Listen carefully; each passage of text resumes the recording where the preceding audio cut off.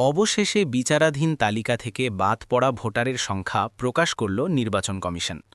কত ভোটার এই তালিকায় অন্তর্ভুক্ত হয়েছেন সেই সংখ্যাও জানানো হয়েছে। গত ২৮শে ফেব্রুয়ারি চূড়ান্ত ভোটার তালিকা প্রকাশের পর দেখা যায় রাজ্যে মোট বিচারাধীন ভোটারের সংখ্যা ৬,৬৬,৬৭৫।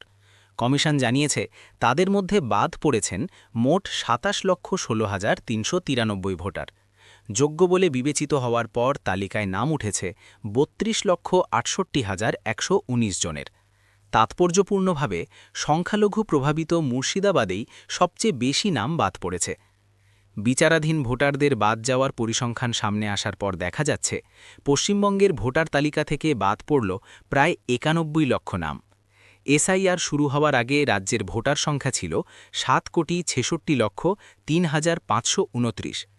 এসআইআর পরবর্তী খসড়া তালিকায় বাদ পড়েছিল ৫৮,২০,৮৯৯ জনের নাম। গত ২৮শে ফেব্রুয়ারি প্রথম পর্বের চূড়ান্ত ভোটার তালিকা থেকে বাদ পড়েন আরও ৫,৪৬,০৫৩ জন।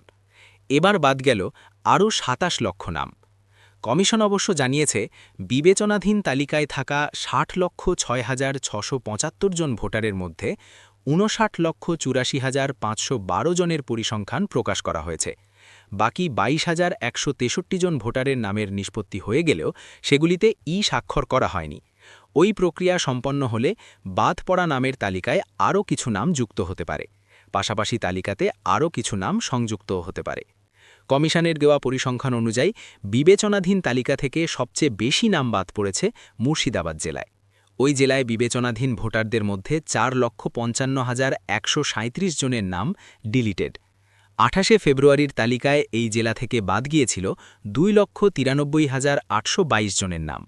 বিচারাধীনদের হিসাব প্রকাশ্যে আসার পর দেখা যাচ্ছে ওই জেলা থেকে বাদের সংখ্যা মোট ৭,৪০,৯৫৯ জন।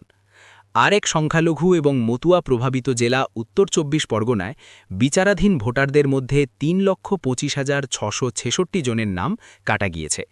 ২৮শে ফেব্রুয়ারির তালিকা ধরলে ওই জেলা থেকে বাদ পড়া ভোটারের সংখ্যা ১২,৬০,০৯৬। ২৮শে ফেব্রুয়ারির তালিকায় মালদহ থেকে বাদ পড়েছিল ২,২০,১৫৫ জনের নাম। বিবেচনাধীনদের তালিকা প্রকাশের পর ওই জেলা থেকে বাদ পড়লেন মোট ৪,৫৯,৫৩০ জন। অর্থাৎ মমতা বন্দ্যোপাধ্যায় বারবার যে অভিযোগ করে এসেছেন সংখ্যালঘু এলাকা বাছাই করে নাম বাদ দেওয়া হচ্ছে, তাতেই সিলমোহর দিল এই তালিকা।